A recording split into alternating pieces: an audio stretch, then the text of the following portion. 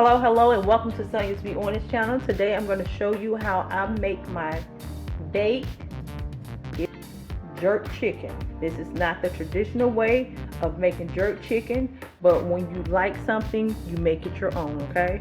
So this is something you want to try. I'm going to leave the recipe. No, I ain't leaving no recipe down below here. You better just look at this video. Now, there are a couple of things you're going to need in order to make it. They have mild. We're not going to do mild. They prefer spicy. We're doing the spicy version of my jerk chicken, the way I make it for my family. Now we're going to be using some chicken breast. There's two things that I don't have. That's some onion powder as well as some aluminum foil. Those two things you are going to need, but I'm going to cook it. Okay? Need some garlic powder and butter. No way, y'all always see me cooking a lot of these ceramic pans, and the reason being they cook your food evenly without burning it. Now you can get the metal pan, but it tends to cook faster. You got to know which pan to use, especially with the temperature, because a lot of times your oven is not going to bake like someone else's oven. So you got to make sure that you don't burn the food. So go out and buy you one of these ceramic pans to have in your house. It's always good to have one of these, and they're always running sales at Kohl's. First thing you want to do is make sure that your hands are clean when you're dealing with chicken. Now, don't put this in your body. I want you to take your pair of kitchen shears. You can buy this from your local Dollar Tree. That seems like a lot to be cutting off, but you don't want to consume that. We're going to discard that in the bag. That looks pretty good. The only thing we're doing is cutting off the fat right now. Now, this is optional. What I'm going to do, this is the line that separates the breast.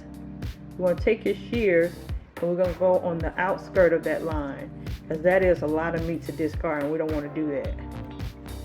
Now we're going to take our shears, and you don't have to, but I am. I'm going to take this off and discard this. I don't want it.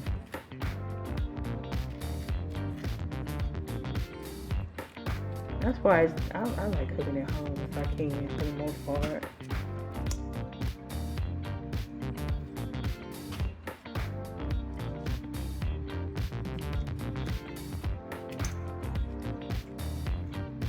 Look at it. Look at it. Throw that away.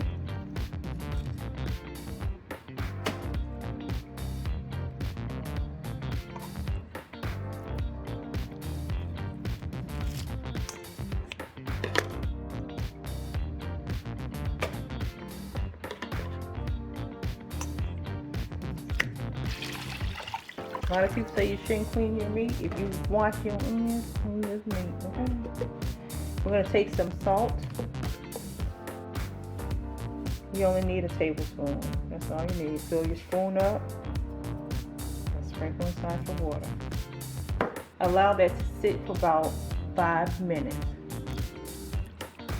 It kill off any germs, bacteria, or anything going on with this chicken, because this chicken has been handled by a lot of different people. Believe me, I used to work at a chicken plant. Been dropped on the floor and everything else, so you want to make sure that you thoroughly clean your chicken at least for 5 minutes. I'm gonna let that sit there for 5 minutes. Come back, we're gonna rinse that under some cold water, and then we're gonna start the seasoning process. Okay, so it's been 5 minutes, and as you can see, the water did turn some. This technique of cleaning your chicken, you will know chicken is good if you clean it in salt water like I just showed you, and your meat should look pink, just like this. You see how pink that meat is? If it looks any other color, after cleaning it, I won't eat it. It will also kill any bacteria, any germs on the chicken, or any odor the chicken may have. Now, if you did this and your chicken still had an odor to it, that chicken is no good. It's either gone bad and they still packed it, but you do not want to eat chicken like that. If you don't have any measuring devices, that's fine. We're going to use this spoon. This is a tablespoon, regular spoon. Okay, so that's 1 tablespoon of garlic powder. The reason you want to put onion powder on any meat that you're going to bake or grill is because it's better than meat tenderizer. Meat tenderizer tends to have salt in it. Onion tends to break the meat down better than the meat tenderizer, and it gives it that additional flavor once you balance it with your other seasoning. So that is why I use onion powder on everything. You can't really taste it if you put it in there right. If you overdo it, then you're going to taste it. We're going to use half a cup of this spicy jerk seasoning. We're going to add the margarine. When it comes to the butter, you ain't going to clog your arteries.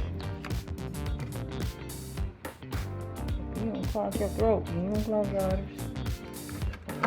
Okay, so this is a lot of butter. It ain't gonna clog your arteries if you're not gonna do it all the time. Hell, you'll be alright. This is a cup and a half of butter. It is semi-soft. It's not melted, but it's semi-soft. I'm gonna add that in there, as well as a cup and a half of water. Two ways you can do this. You can use your hands, or y'all so proper. Let me use this. Yeah, y'all be looking at me like, ooh, girl, you did that. Now, what I'm going to do is looking crazy. I know it. Y'all got to stop going for these good looking folks. They're the ones that are crazy. Get you somebody just mediocre. Everyday run away person. Go ahead and preheat your oven on a temperature of 425. Let this sit here for about 15 minutes.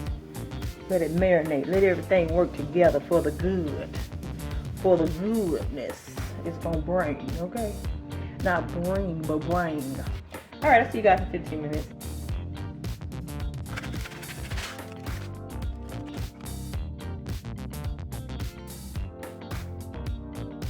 And pour it over the top. If you don't want to use butter, it's optional. It's up to you.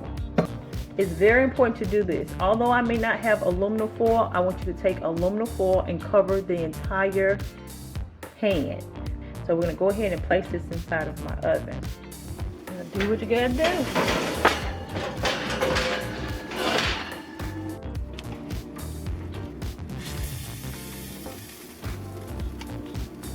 Look at that knife going through that meat. Look.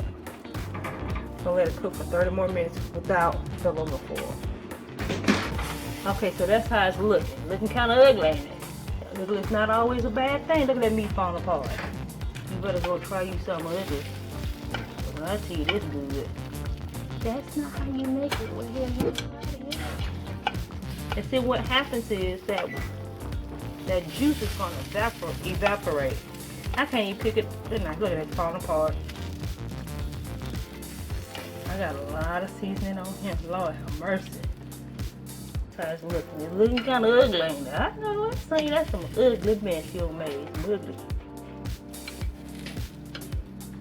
Ugly can be beautiful sometimes. If you ain't never had nothing ugly, don't knock it till you try. Do you hear me? That is all goodness right there in that pan. I'm gonna go ahead and take it out and slide it apart. Cause look, meat so tender. Look how it broke apart. You better call Food Network and tell them to give me a show. Look at that old ugly pretty thing. Now I sure said it's a ugly pretty thing. It's a good thing too. I'm gonna go ahead and plate that and I'll be right back with you. Okay, so now I'm gonna show you my magic, right? Falling apart. I may not have to do it. Look, this meat's so tender, I don't even have to use the knife. Look at that.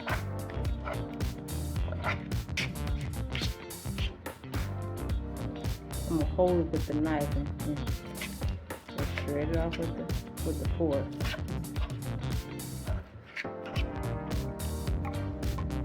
It's falling apart. So I'm trying to fix. See, look, it's falling apart. I don't know if you can see that.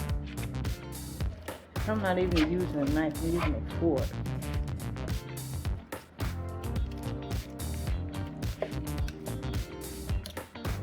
I put a thin cutting board on top of here because I don't want that juice to marinate in my wooden board because it's very spicy. That's what you call hot.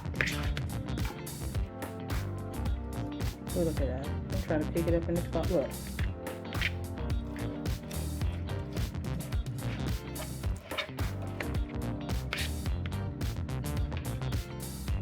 This one fall apart. It's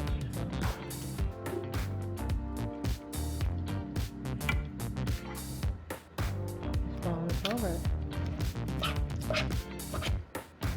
I'm barely touching this meat.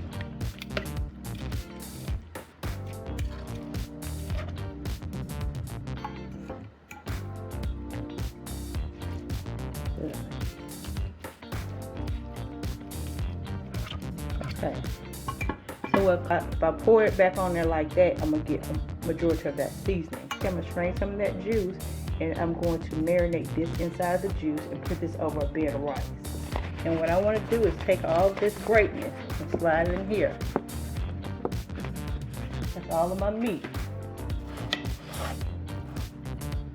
No, I don't need to eat chicken, but I want some of this.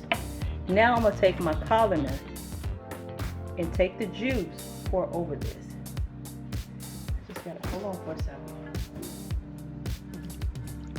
You saw that extra seasoning? We don't want that. We just want the butter. That's why I'm doing it this way.